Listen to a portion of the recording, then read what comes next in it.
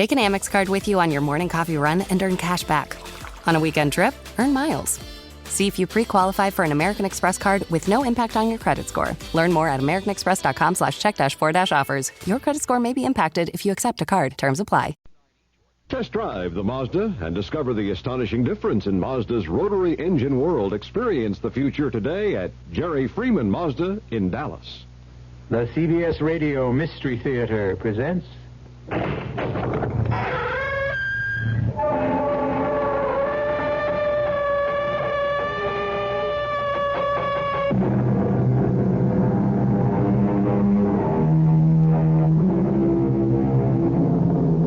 Come in.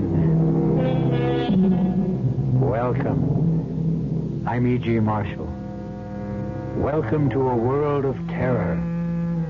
To those of you who have never experienced terror, it is but a word, quite meaningless, really, altogether without substance.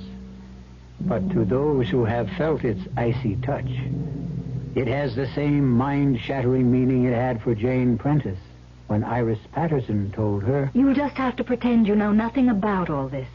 Act like a bride. Like a bride? No, I can't. It's up to you. You're really in no danger at this point. You won't be till you sign the insurance application.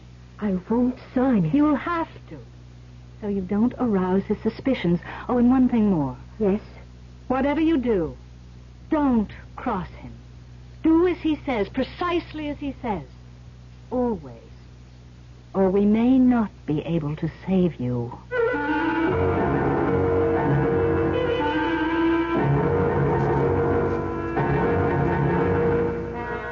Our mystery drama, Journey into Terror, was written especially for the Mystery Theater by George Lothar and stars Roy Thinnis and Lynn Loring. It is sponsored in part by Buick Motor Division and Anheuser-Busch Incorporated, brewers of Budweiser.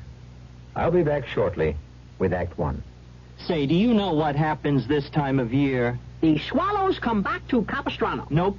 The buzzards come back to Hinkley Ridge, Ohio. No. Bulldogs all over the world begin to shed. Not even close. Oh. This, my friend, is the time of year when you can get a super little deal on the practical but elegant Buick Apollo. And just between you and me, it may very well be the best chance you'll ever have to buy a Buick. I could have sworn this was Buzzard Day in Hinkley. This can make your blood pressure go up. And Madame wish? Oh, I'd like pate to start, I think. Oui, Madame. And vichyssoise. Darling. Chateaubriand, yes, and petit pois. Darling. Yes, dear. I forgot my wallet. What, again? Oh, monsieur. Yes, your blood pressure can go up, but usually it will come back down again. If it doesn't, you may have hypertension. But hypertension can be controlled. Your Heart Association advises you to see your doctor regularly.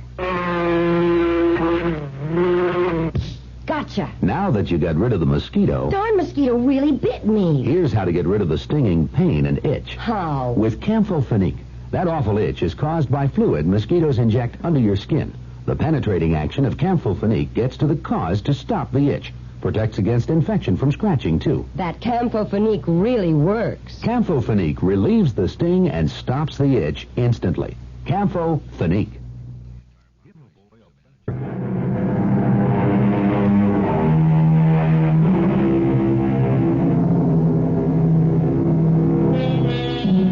We never know what the morrow may bring, do we? Indeed, what unexpected turn of fate may change our lives within the next hour. The truth is, we may well see but ignore telltale signs which warn us of danger ahead. And when the blow falls, wonder how in the world we could have failed to take heed. Jane Stoddard took no notice of the telltale signs and as a result faced death in a horrible form. I certainly admire the way you're taking the sudden change in our honeymoon plans, Jane. You're a real sport. Nonsense, Tom. Whither thou goest, I will go. To Detroit instead of the Bahamas on your honeymoon? It's not your fault your wealthy client lives here instead of Nassau. Patient, Jane, patient, not client. A very handsome and talented one. Do you have patients all over the country? All over the world. You mean we're going to be traveling constantly? Oh, no. My practice is mainly in New York, but now and again I'm called into consultation. We'll have fun, sweetheart. You'll see. And now I'd better get a move on, or my patient will find himself another doctor. Will you be long? No, a few hours. Why don't you get out of this hotel and do some shopping? Maybe. But right now, I think I'll just stretch out and rest a bit. Good. Then you'll be in great shape for the theater tonight and some dancing later. See you in a few hours, sweetheart. Darling. Bye now. Bye, dearest.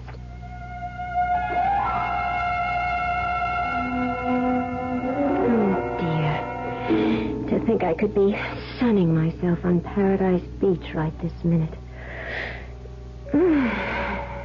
Nice, hard bed. Oh, it feels good to stretch out. Turn on the radio. Get some music.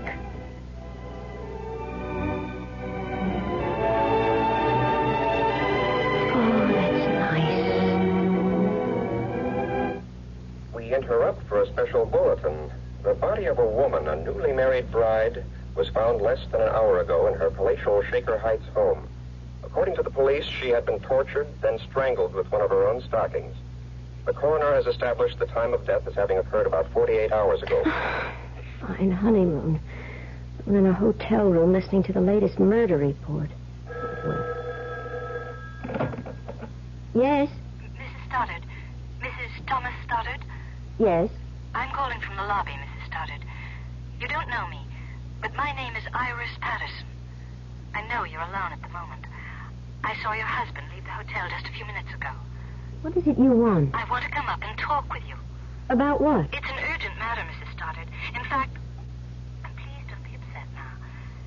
It's a matter of life and death. Life and death? Whose? Yours, I'm afraid.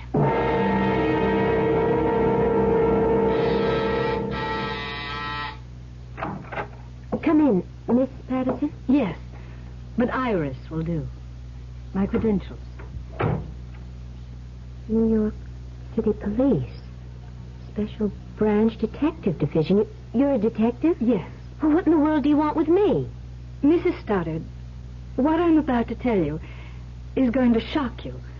But please keep in mind that, at the moment at least, you're in no danger. Danger? At the moment? What are you talking about? Let me explain. About an hour ago, the body of a young woman, a bride, was found in her home in Shaker Heights. I just heard the bulletin on the radio. Did you? What has that murder got to do with me? She was murdered by your husband. Here, please, here, let me. No, I'm all right. I thought for a moment you were going to faint. So did I, frankly, but I'm all right. Surely you've made some sort of mistake. No, I'm afraid not. But you must have. Tom, my husband can't possibly be a murderer. No matter what you say, I can't and I won't believe it. I don't blame you for feeling as you do, of course, but perhaps you'll believe me if I tell you a few things about yourself that will surprise you. Such as what? Your first meeting with Tom Stoddard was accidental, or rather appeared accidental. What? Why, yes. I mean, it was. It was in New York City. It was raining. We both hailed the same cab at the same time. And at his suggestion, you shared it. Yes. It happened roughly 10 days, 2 weeks ago. Yes, but how do you know? It's his M.O., his modus operandi, the way he operates. Now, I'm quite sure, for example, that you have no family to speak of, no mother, father, they're dead, no brothers and sisters. That's true. And few close friends. You lived alone. No roommate. You're absolutely right, but I still His don't... victims are always young women who are alone in the world. You see, this helps to make them easy prey. I mean, they're lonely, they yearn for companionship, and are perfect setups for a whirlwind courtship. He swept you off your feet, of course. Oh, he did. Flowers, candy, dinner dates, theater. It was... I was ecstatic, but... No, you can't be right. You have made a mistake. A terrible mistake. Mrs. Stoddard. Jane, if I may. Yes. We have made no mistake. For example, what about the insurance policy? What insurance policy? Hasn't he mentioned insurance to you? No. He will. Hasn't gotten around to it yet, that's all, but sooner or later, probably sooner, he's going to want you to take out an insurance policy for a large sum, naming him beneficiary.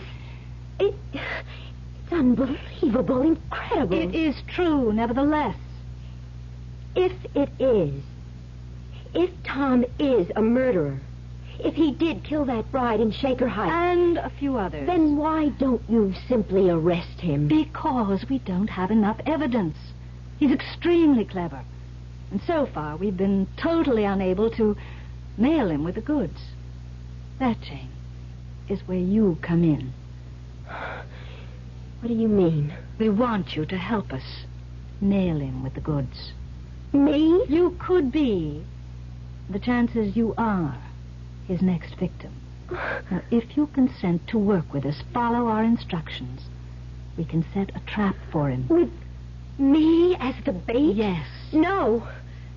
I couldn't do that. I haven't the nerve for anything like that. I think you have. And just remember, you're in no danger at the moment. You won't be until you sign your name to an insurance policy. But, look, wait a minute. There's one thing I don't understand. What? Tom wasn't married to that young bride in Shaker Heights, was he? No. Well? He marries his brides for money. Kills others for killing. Oh, good Lord. Now, if you'll help us, just work along with us, follow our instructions, you'll have a better chance of saving yourself than if you don't. What do you want me to do? For the time being, nothing. Except to, well, just act like a bride. In other words, do nothing to arouse his suspicions. I can't do it. I just can't. It's up to you, Jane. Of course. Now, if you feel you can't, well, you can't.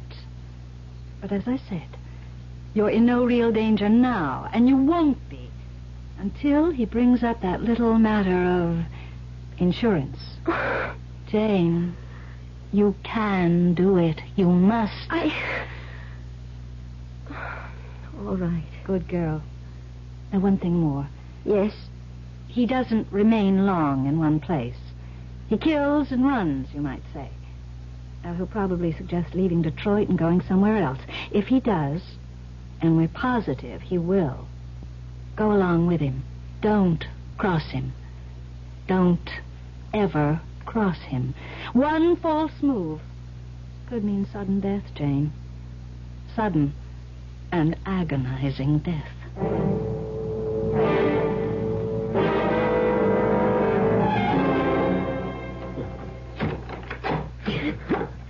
I thought the third act was a riot, didn't you, Jane? Yes. Yes, it was, Tom. I noticed you didn't laugh much, though. Of course I did. Seemed to me the only times you laughed were when you caught me watching you. Tell you the truth, honey, you've been kind of depressed all evening and trying awfully hard to act as if you weren't. Well, to be honest, Tom, I'm just not feeling well. Well, maybe you are yearning for Nassau and the Bahamas. Wishing you were there instead of here. I'm with you, Tom, and that's all that matters. Sure? Couldn't be surer. And anyhow, I like Detroit. I'm enjoying myself. I'm sorry to hear about that. Why? Oh, we're leaving for Los Angeles in the morning. Oh? Well, what do you mean, oh? Just, oh. Tom, why are we going to Los Angeles? Another patient? No, I had a call from Greg Benson, a colleague, a friend of mine. He's managing the National Conference for Psychiatrists in Los Angeles. Our head speaker was taken ill, and he can't appear tomorrow evening, and Greg asked if I'd fill in. Oh, well, that's fine, just fine. You're not upset? I said it before, and I'll say it again. Whither thou goest, there go I. And what say we head for bed? Bed? Yeah, bed. You know, that thing you lie on, close your eyes, and go to sleep? I'm not really sleepy. If I go to bed now, I'll just toss and turn all night long. Okay, then. Suppose we sit and talk about our future together.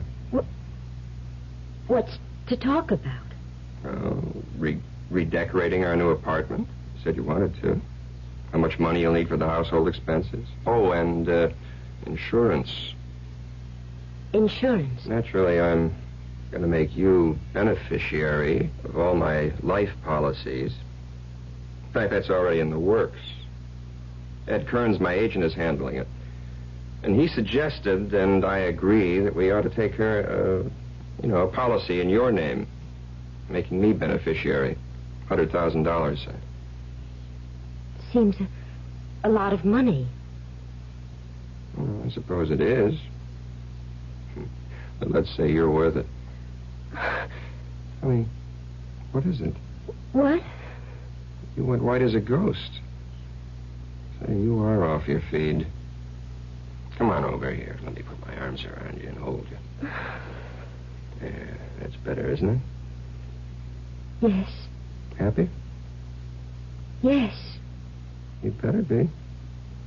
Because you're in real trouble if you're not. Trouble? Sure. Happy or not, you're stuck with me. Till death do us part.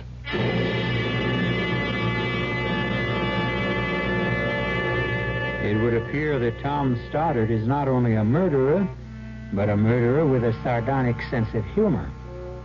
The full import of those words from the marriage ceremony, the import of Tom's use of them, is by no means lost on Jane. And for the first time in her young life, terror becomes more than a word. It becomes an actuality. I'll be back shortly with Act Two.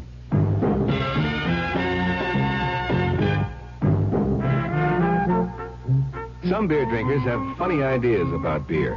They think beer improves with age, like wine. Well, find a brewmaster, though.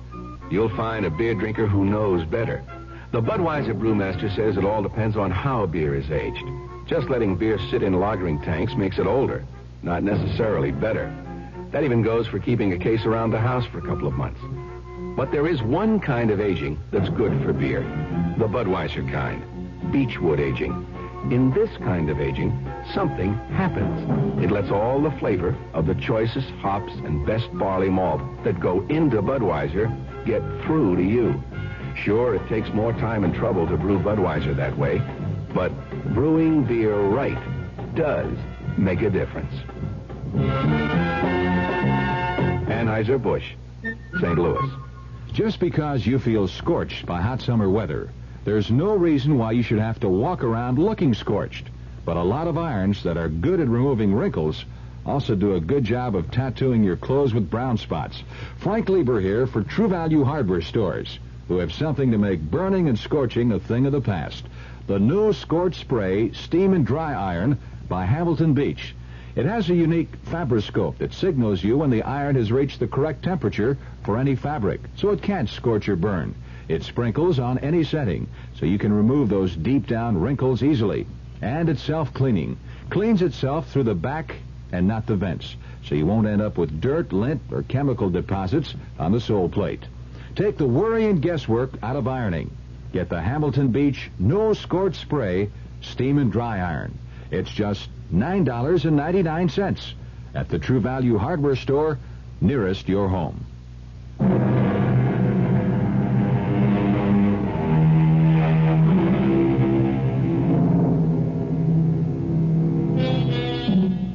Young and pretty Jane Stoddard has taken the first steps on a journey of terror as she realizes she has married a murderer, a man who tortures and strangles brides for money and for thrills. Detective Iris Patterson of the New York Police Department has warned Jane that Tom Stoddard kills and runs. And now, as Jane finds herself with him in a Los Angeles hotel suite... So, once again, my darling, I'm off. Fine honeymoon I'm giving you. Where's the conference being held, Tom? Belmonte Hotel. Why? I just wondered. You didn't say, and if I wanted to get hold of you for any reason. Don't. Don't? Don't even want to get a hold of me. I'm going to be up to my ears in work. Oh. Well, all right. I'll see you later.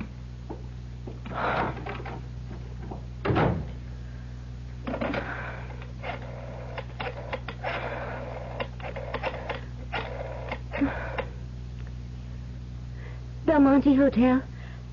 I wonder if you would tell me, please, in what room the National Conference of Psychiatrists is being held. What? Would you repeat that? There is no conference of psychiatrists being held at the Belmonte? Yes. Thank you. That's what I thought you said. Oh, Jane, girl, police or no police, you're getting out of this hotel and out of Tom Stoddard's life right now. Yes? Jane. Iris. Detective Iris Patterson? Yes? Jane, I'd like you to get a taxi and meet me at the Santa Monica Pier. Santa Monica Pier? We think Stoddard may be getting suspicious. I've got to talk to you, and I'd like to do it where there's no chance of his discovering us. So if you could meet me... Iris, I'm sorry, but I'm not meeting you at Santa Monica Pier or anywhere else. That means you've changed your mind. I was packing when you phoned. I'm getting out of here. And going where? Back to New York. Don't do that, Jane. Why not? Because he'll follow you. Wherever you go, from here on, he's going to follow you because... Listen, Jane, there's a lot you don't understand, and I ought to explain. You can't run away from Stoddard. If you try, you'll be sealing your own death warrant. Jane, please, for your own safety, meet me at Santa Monica Pier. If you still want out after that, okay. All right. I'll meet you. When? Half an hour. I'll be watching for you.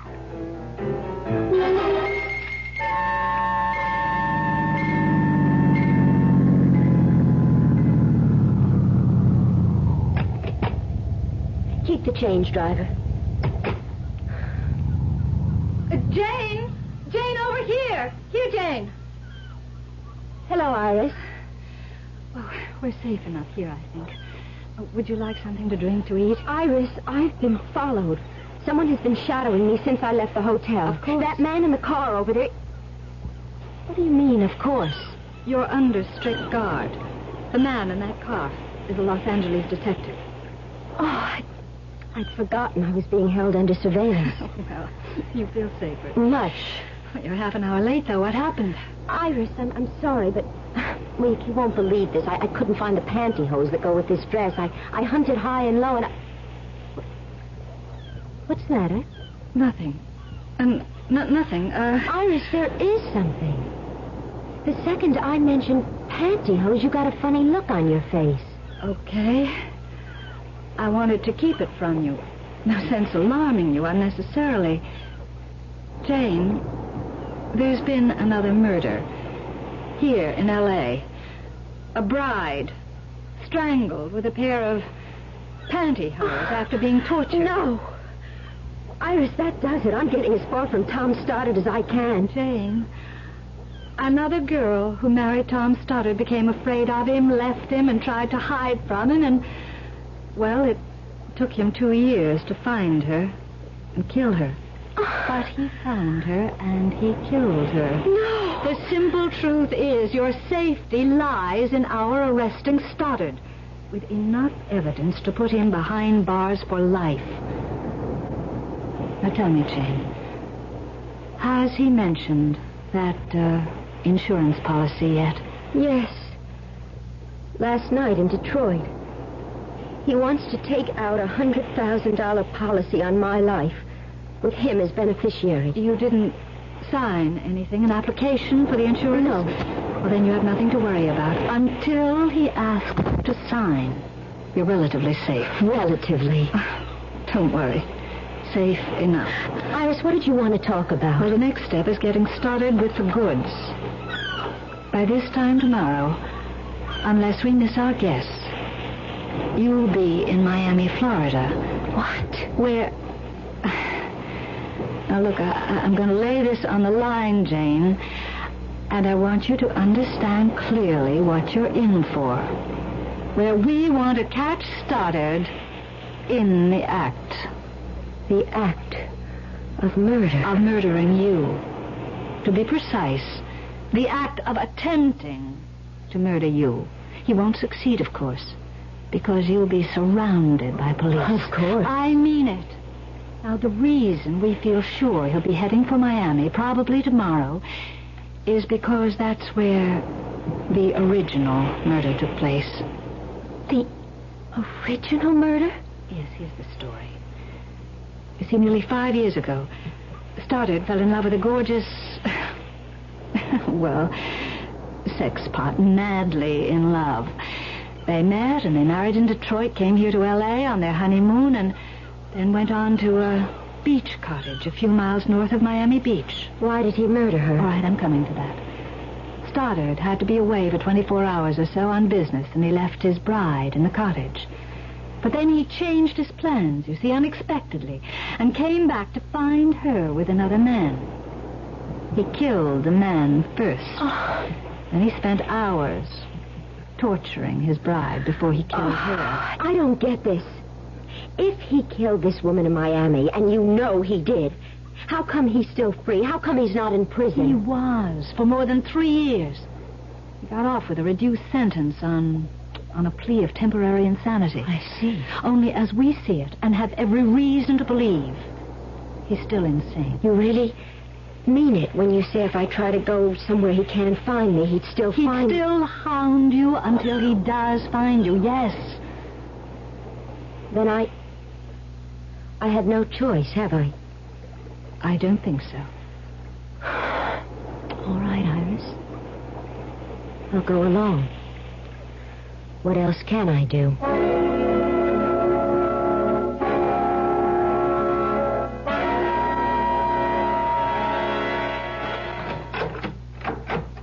Honey, I'm back.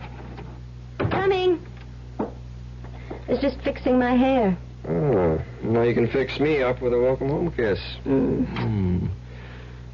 Well, what'd you do with yourself while I was at the conference today? Oh, this and that. I went for a walk, some shopping, sat by the pool. Didn't swim? Too chilly. Tom, how did things go at the conference? Oh, fine. Just fine. Don't you believe me? Of course. Why the funny look? Funny look? No funny look. Oh, yes. You looked, well, I don't know, funny. I don't know what you're talking about. Well, to be plain about it, honey, I kind of get the feeling you don't trust me or something. Tom, you're being perfectly ridiculous. No, I don't think so, Jane. Either you're hiding something from me or you're very upset about something. Now, which is it? Well, what is it? Nothing. Honestly, Tom, nothing. Jane, there is something. Now, what is it? Let's have it. Tom, really. Jane, I'm no fool. I know when something's wrong, and something is wrong. Now, what is it? You what? I did want to get in touch with you today. I felt just so awfully lonely, Tom, and I phoned you at the Belmonte Hotel. Well, what'd you phone me there for? To get in touch with you. What else? I wasn't there. What would I have been doing there? You said you were going to the National Conference of Psychiatrists, didn't you? I did. And you said it was being held at the Belmonte, didn't you? No, I didn't. Now, how could I when it was being held at the Beverly Towers? You said the Belmonte. I said the Beverly Towers. Did you try there? Of course not. No, of course not. Well, why should you if you misunderstood what I said this morning? You know what? I think you're fed up with this whole so-called honeymoon, which so far hasn't been any kind of a honeymoon at all. No, Yes, I think so. Now I've got another surprise for you, and this time a pleasant one. You want to hear it? Of course. Well, for the next week, well, the next 3 or 4 days anyhow, I'm declaring a holiday. A patient of mine owns one of the prettiest beach houses you've ever seen, and he's offered it to me any time I want it. Well, he isn't there, of course. And he isn't. And that's where I'm taking you tomorrow, for the duration of our honeymoon. Where is it? It's just north of Miami Beach. And this time tomorrow, you're going to be there. Oh, we haven't been here even a full day. And I've never seen Los Angeles before. We'll come back another time. But we're here now. Oh, Tom, there's so many things I want to do. Visit the movie studios, Disneyland. We could run down to Capistrano. Jane, please. I don't want to argue about this. I mean, frankly, I don't understand your attitude. Here, finally, I can take you to a really beautiful honeymoon spot, and you don't want to go. I don't get it. It's just that... It doesn't matter. We'll go. Of course we will. Unless... You haven't some other reason for not wanting to go, have you? Other reason? Other than wanting to stay in Los Angeles. Why, no. What other reason could I have? That's what I asked you. There's nothing wrong, is there? No, Tom, of course not. You sure? Tom, you're hurting my arm. Well, I'm sorry, honey. I'm sorry. I wouldn't hurt you for the world. Kill you, maybe, but not hurt you. Kill me? Oscar Wilde, I think, said, each man kills the thing he loves. And if that's so, considering how much I love you, sweetheart, you haven't long to live.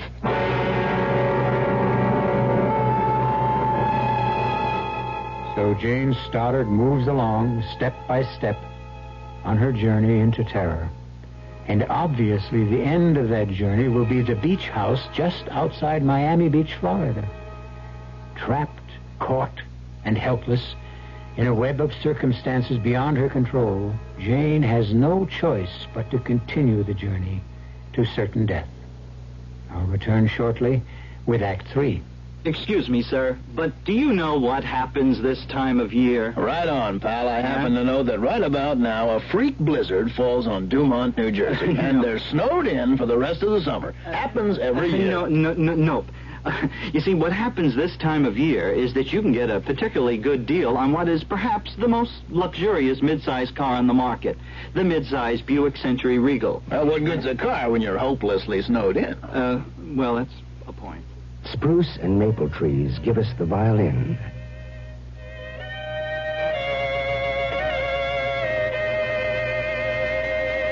And if we don't start burning them down, we'll have a little less music.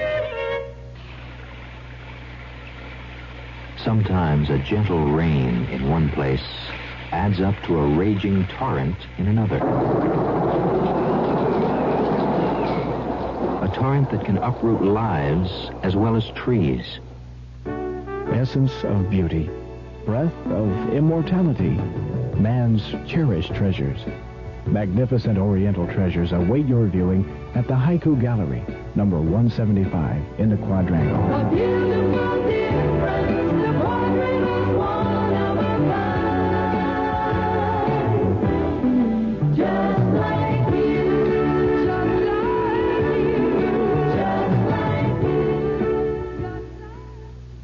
What do you tell a husband who comes home and says, I just don't know about a vacation this year? Well, you tell him about Ramada Inn's family plan, where your kids 18 and under share your room free. And you tell him about the toll-free Ramada Inn's reservation number, 800-228-2828. At least that's what I tell him. At Ramada Inns, you're always welcome home.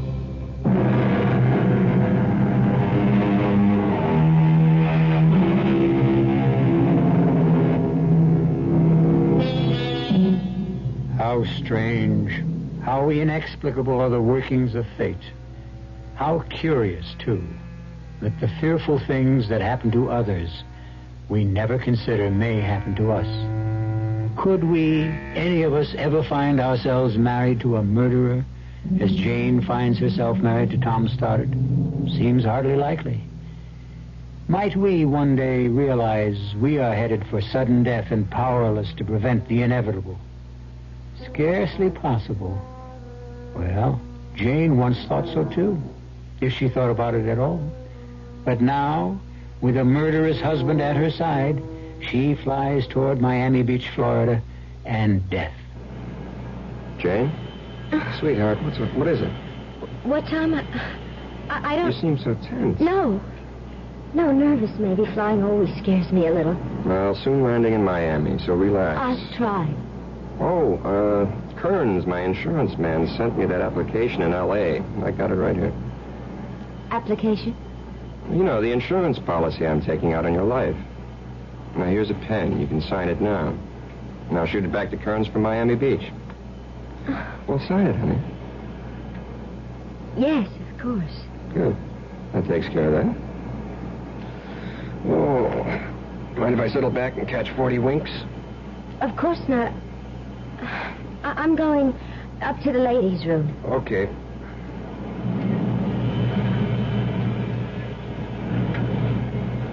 Iris. Jane, he mustn't see you talking to me. He's taking a nap. I saw you come on board. Iris, I just signed for that insurance policy. $100,000 and naming him as beneficiary. Did you have to? No choice. That's too bad. I hoped he'd hold off on that till I got things squared away with the Miami police. I signed my own death warrant, you say? No. It's not as bad as that. Now, the second we land, you'll be under close surveillance, and so will he. Follow instructions, and you won't have a thing to worry about. I wish I could be as sure of that as you seem to be. You can be. Just trust me. Now go back to your seat before he wakes up. The last thing we want is for him to see us together. Jane? I can hardly bear to sit next to him. Hang on to your nerve, Jane. We're close to the end now. I just hope it's not the end for me.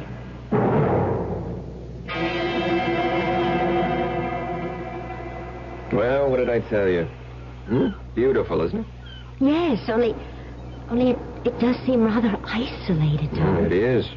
That's one of the things that make it perfect for a honeymoon.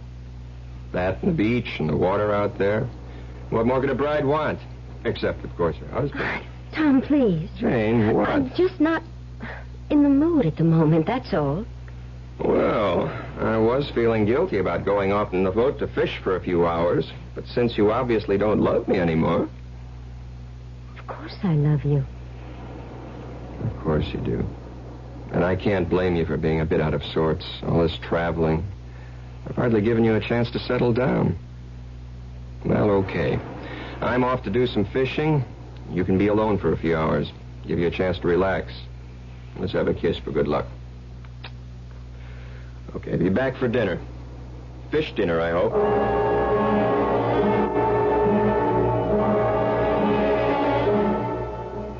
Jane! Oh, Iris.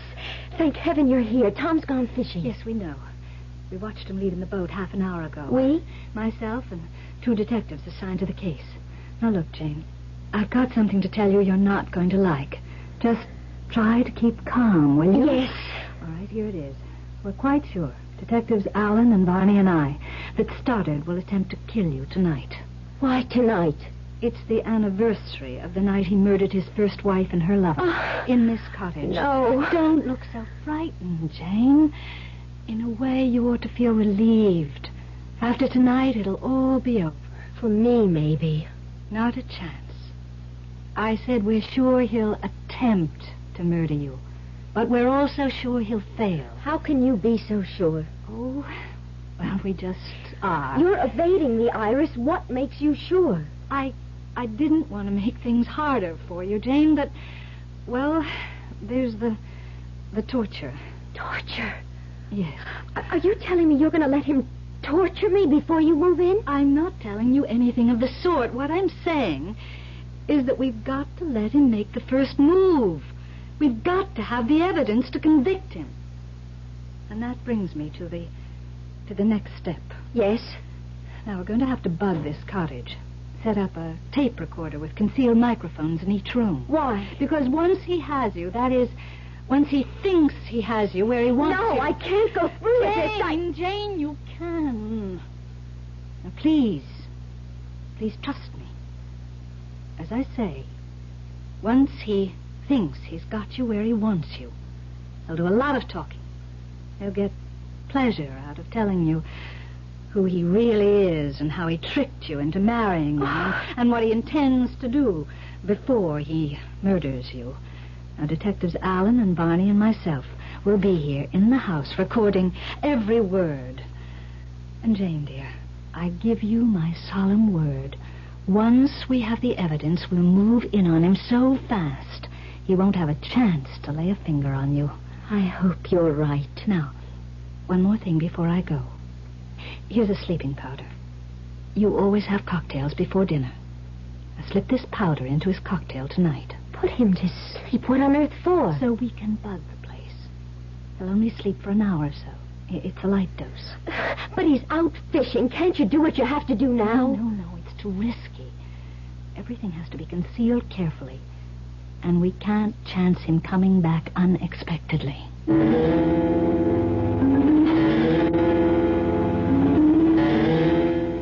Home as a sailor, home from the sea, without a single fish to show for it. Oh, Tom, no luck? Oh, lots of it. All bad. But you should have seen the one that got away. Well, at least I can drown my sorrow in a couple of dry martinis. You? Yes, I'll mix them. No, I'll do it. You relax now. I've been doing it all afternoon. I may not be much of a cook, as I'm afraid you're going to discover at dinner, but I do know how to mix a dry martini. Well, a dinner is only a dinner, but a good dry martini is a drink. Whatever that means. Well, it must mean something. I'll think about it. Well, what'll we do tonight after dinner? Get a drive to Miami Beach? Why don't we just stay here? Well, that's okay with you. Perfectly. It's going to be a full moon. We can sit on the beach and watch it come up over the horizon. A perfect moon for a perfect honeymoon. Here. Thank you. Looks good. Tastes good, too. You make a fine dry martini. Thank you, sir. Let's have these out on the porch so we can watch the sunset. Good idea. Oh, this deck chair feels good. I'm more worn out from fishing than I thought. You've had a lot of air and sun. That sun was hot and bright. Even with sunglasses, the glare was hard in my eyes. Yeah. You didn't put anything in this martini, did you? No. I feel sleepy. So suddenly. As you said, the glare of the sun on the water. Worse than I thought. Oh, boy. I just can't keep my eyes open. Can't stay awake. Oh, I'm sorry. Don't mind me. Close your eyes. Rest them. Yes. I never felt so asleep. What was that? Nothing. The glass slipped from your fingers. Don't worry about it. I'll clean it up. You sleep. Tom? Tom? Good. Iris! Iris, here! He's asleep. Fine, Jane. That's just fine. You handled everything exactly as I wanted you to. All right, now what? Let's go in, so I can decide where to place the mics and the tape recorder. You didn't bring them with you. What? The microphones and all that. No. Those detectives will bring it. No. Well, if you haven't got it and they're not bringing it... Glass doors, why are you locking them? They have to be.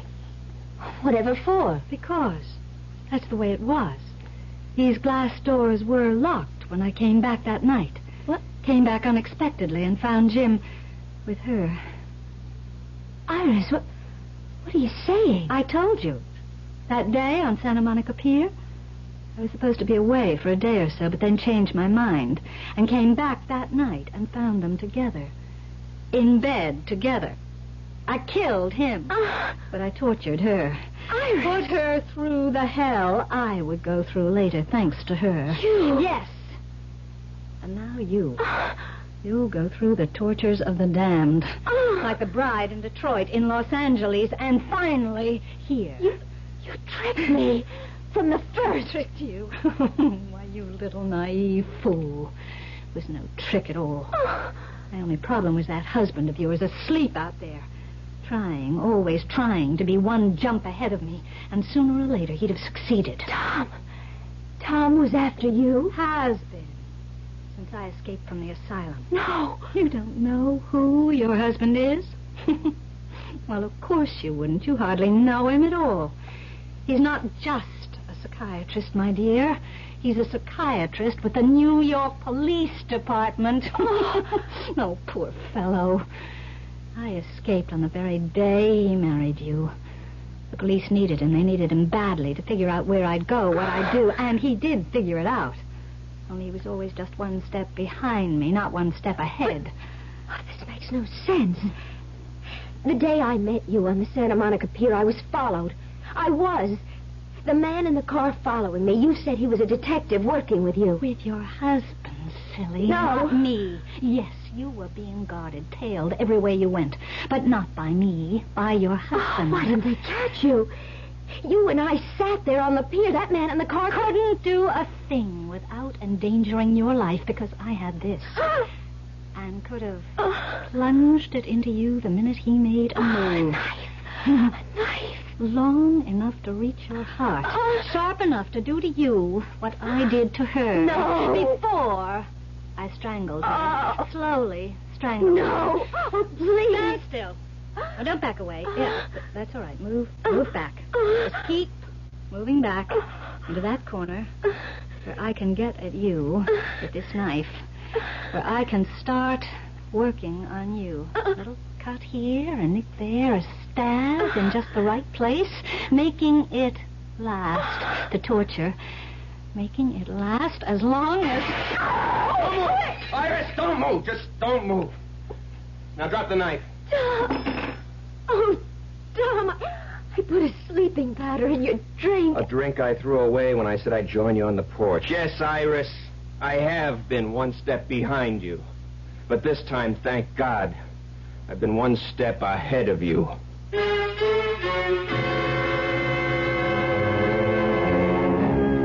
I seem to remember saying that our lives are fraught with the unexpected.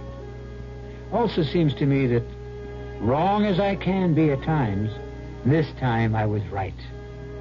Glad I was. Jane Stoddard was only a pawn in the game the fates play. But thank heaven, she remains a living pawn. I'll return in a moment. Who knows how to help you solve your shopping problems? Your Better Business Bureau knows. What with all this oil shortage and all, Mrs. and I are talking about having our furnace checked out. I wonder what we should do. I can give you some advice about what to do. Yeah? Who are you? I'm the man from your Better Business Bureau. Now, it may be true that your furnace is in need of repair or even replacement. But don't be rushed into such a decision. Shop around. Get 2 or 3 estimates.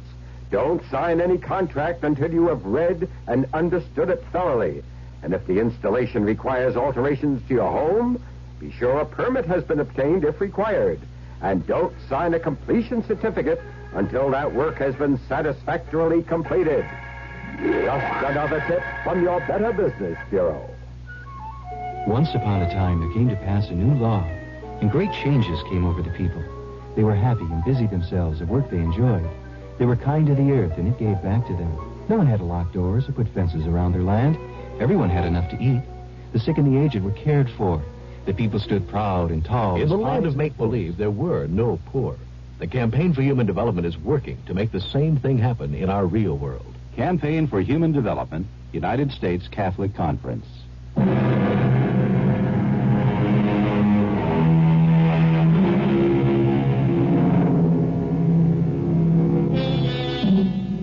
Iris is once again safe behind institutional walls. You'll be happy to know. As for Jane and Tom Stoddard, they're on a second honeymoon. Or maybe I ought to say the first. The other one doesn't count. Our cast included Lynn Loring, Roy Finnis, and Carol Teitel. The entire production was under the direction of Hyman Brown. Now, a preview of our next tale.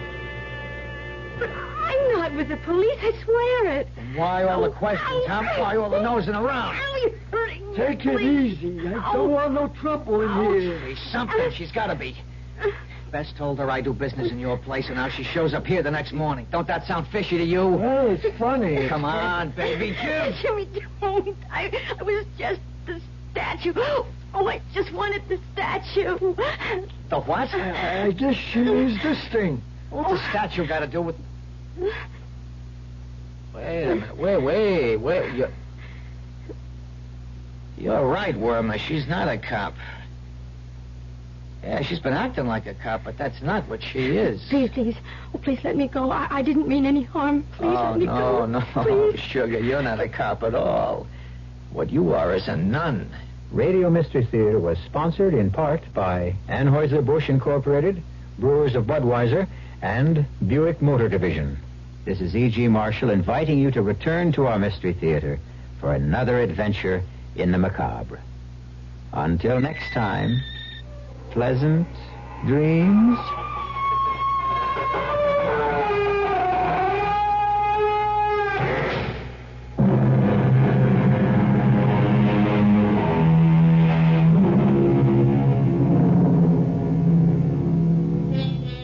We have a telephone call to a lady in Vermont.